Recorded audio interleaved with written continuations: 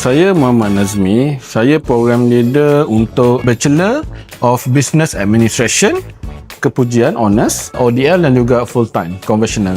Okay, pelajar perlu pilih program bachelor dekat sini sebab dekat sini the course kita ada lebih kurang dalam 42 course sepanjang 3 tahun pengajian, tetapi tidak semua course tu ada final exam. Ada course yang hanya hantar assignment saja.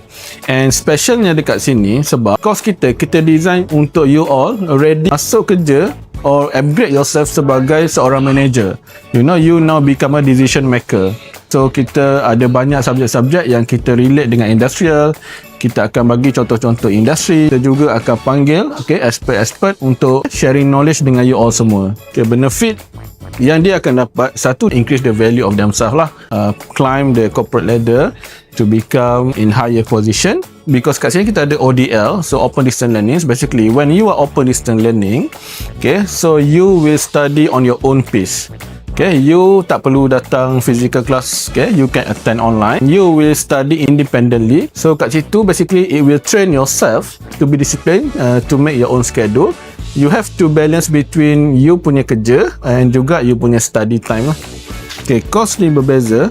Satu, sebab dia adalah bukan konvensional, dia adalah program yang mana you hanya perlu watch the recorded video, all the materials provided dalam portal, dan you kena siapkan assignment task yang lecturer bagi. You punya communication dengan lecturer is based on either you come physically or online saja. So you tak terikat or you tak bind dengan komitmen untuk datang ke kelas. So you can study on your own pace lah. Another thing special, once you enroll, kita boleh offer you, if you are qualified enough, you got enough experience, masuk melalui apel C. So kita akan convert your experience. So mungkin the total study 3 years, but maybe you only need to take 2 years, ataupun even you hanya belajar setahun saja untuk dapatkan you punya bachelor degree. Thank you. So if you have any question ataupun queries, you boleh tanya kita orang balik, so kita akan jawab you punya soalan. So thank you.